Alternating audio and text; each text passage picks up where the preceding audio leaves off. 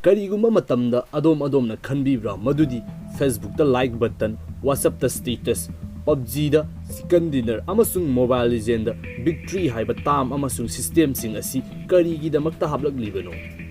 Aikoina haiba sing asi sijinnaba natragana sanaba matamda nongan medagi numit taba fawba adumak sanaba matamda isada waba fawdiba si karigino. Karisu natraba minute manga tangdi aikoina lairik pabadadi paning driba si karigino hairiba wahang sing asi adom hangbibra. Wahang sing asi adom kokta leibiba taragadi ngasi video asi aduki mati kanaba amasuk soy dana oigani.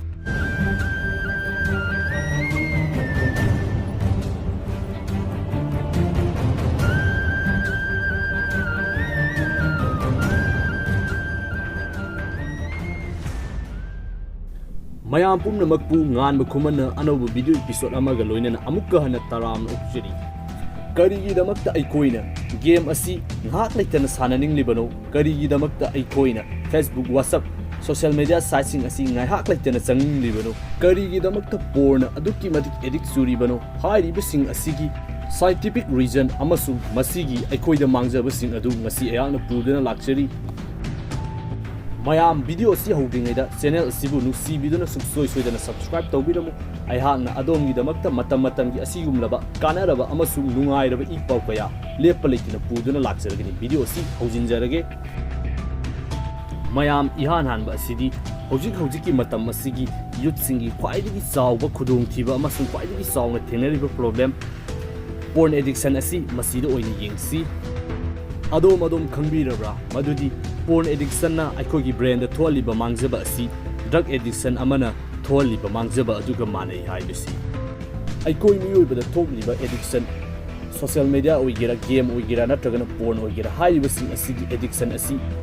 thorakpa asi dopamine haiba hormone asini. Dopamine haiba si aikoi miyoiba gi brain da fangba hormone ama khakni haiba hormone asi aikoina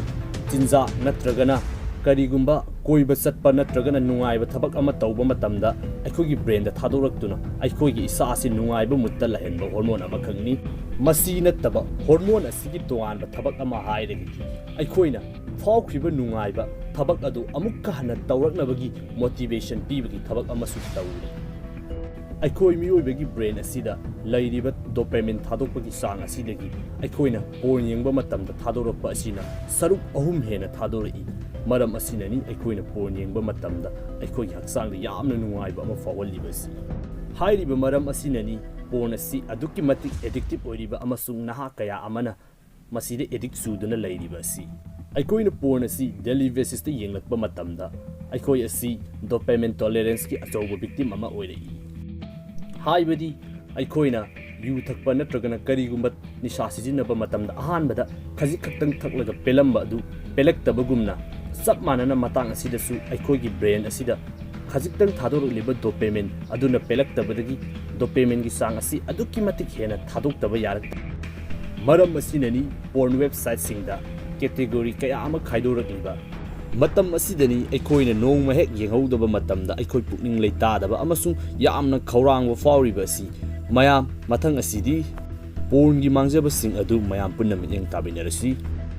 Neuroscientist Valerie Bourne porn addiction gi matang da tawba research adugi result ni mayam gi mitmang da utliba si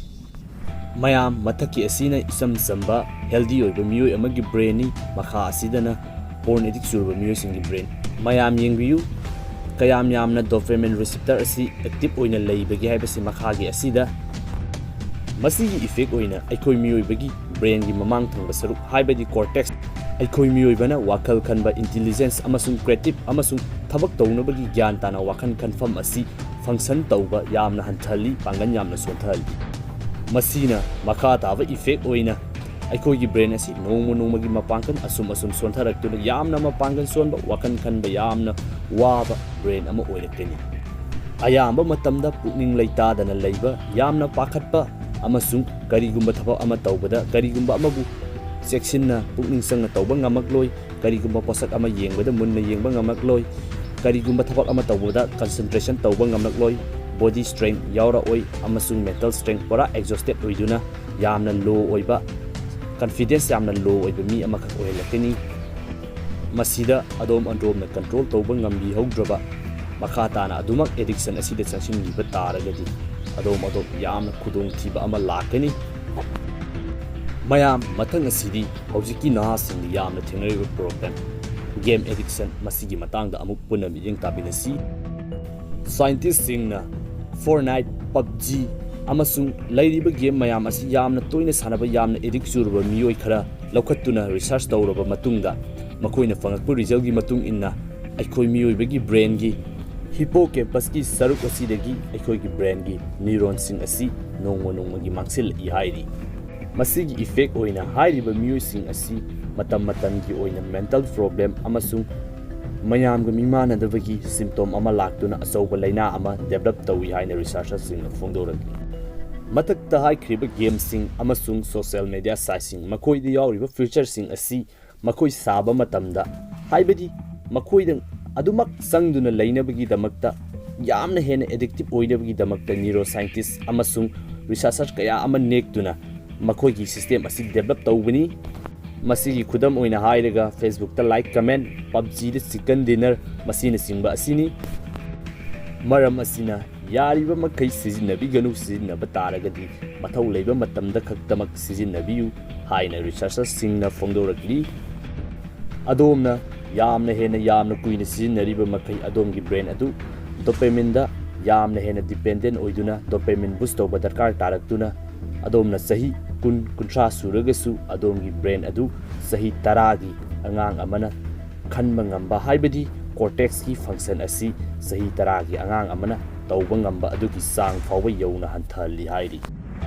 mayam social media addiction gi matangdi ayhak na haidu adom hena loinamak khangbiraba aduni mayam mathang asidi hairiba sing asidagi karamna relief tawgani masigi solution asi karino haibadu amuk yeng tabinasi masigi kwaidagi effective oiba solution hairagadi dopamine detox haiba asini masi karamna tawgadagi haibadu ayhak haijarake madudi aikoina sang naina hapta amagi manungda nongma natraga numit nini ngamlagadi yamliba makai fai aikoina phone computer amasung internet service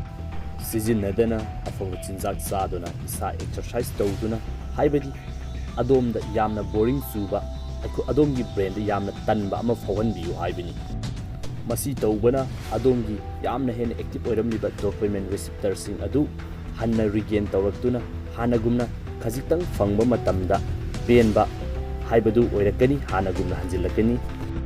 aikoi miyoi basi dopamine haibasidi suksoi soidana sangraba yadaba amakhakni madu aikoina karamna lawbage sang kayam lawbage masi kamdongna balance tawduna thangadabage haiba asini aikoida darkar oiribasi maram asina dopamine lawba matamda balance tawduna haibadi khara amana lairik khara amana social media khara amana game dagi khara amana exercise tawduna khara amana socialization tawduna lawbiyu masini amata oiraba solution mayam ngasigi oinadi video si matang sida losinjerage Nganba Khuman ki channel asibu suksoi soidana subscribe tawbiramu amasung video si kamdawibage haibadu comment section da haibiramu social media site singi link description da hapjaramge adomna sangduna suksoi soidana follow tawbiru channel asigi matam gi hoiraba update sing mafam aduda fongbigani adomna suggest tawningba topic leragasu mafam aduda tanaba yagani asigi oinadi kainana biya thangijari